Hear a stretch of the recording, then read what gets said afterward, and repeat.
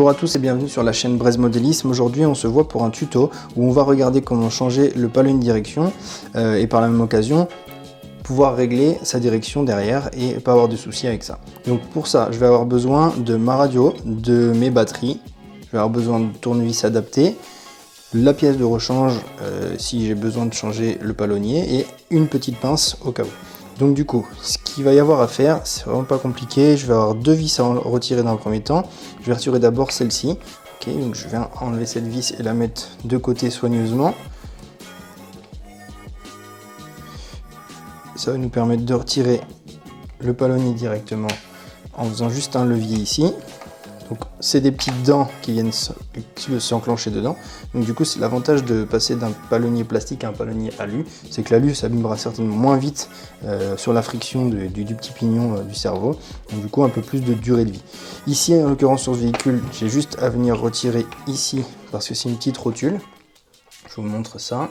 Donc j'ai une vis ici et j'ai une petite rotule. Là avec les doigts ça s'en va, mais ça peut être justement un petit peu compliqué, donc tenir ça avec une pince et puis retirer la vis qu'il y a juste ici. Une fois que ça c'est fait, je peux retirer le tout et du coup j'ai retiré complètement mon palonnier de direction. Donc je vais venir prendre le nouveau et je vais faire la même opération. Je vais venir replacer du coup ma vis ici et ma petite rotule avec. Donc ça je vais venir le remettre dessus.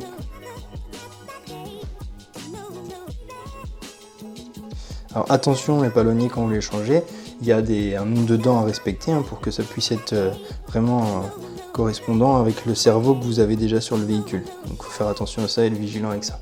Tac, la petite rotule, je vais venir resserrer ça. Pas besoin de serrer non plus trop fort, utile. Hop, une fois que ça c'est fait, donc je vais venir remettre ici ma rotule dessus. Sur ce petit palonnier alu, il y a sur le côté une petite vis pour pouvoir resserrer un petit peu plus, donc je vais venir la desserrer pour être sûr.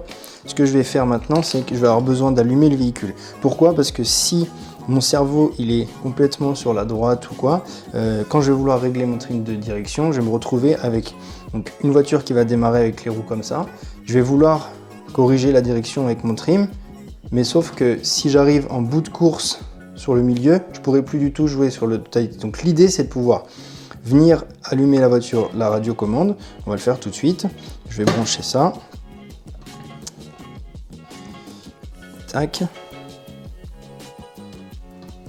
Je vais venir allumer ma radio. Je vais venir allumer mon véhicule. Et ensuite venir placer du coup son trim à 0. Ok, donc il est au centre. Je vais le laisser comme ça et du coup je vais pouvoir là venir mettre mon palonnier en faisant en sorte que mes roues soient le plus droit possible. On n'est pas à centimètre près, mais ça va vous permettre que si là je suis droit au niveau des roues, quand je vais vouloir régler mon trim de direction, je vais pouvoir régler autant d'un côté que de l'autre et ça me permet de pouvoir être vraiment le plus juste possible et pas avoir de soucis avec ça. Donc là je peux réteindre le véhicule, il n'y a plus besoin. Mon palonnier il est positionné à la bonne position ici. Je vais venir resserrer moi en l'occurrence la petite vis que j'ai ici pour pouvoir maintenir au maximum. Voilà. Et ensuite remettre ma dernière vis que j'avais au-dessus du palonnier, juste ici.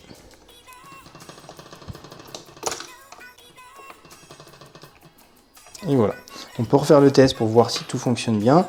J'allume le véhicule et là du coup on peut voir que je suis avec le trim à 0, ma direction est déjà bien réglée, mais si j'ai besoin d'ajuster, je pourrais ajuster, d'accord, et je vais pouvoir tourner autant d'un côté avec mon trim que de l'autre, et si je me mets à 0, je suis sûr d'être au milieu.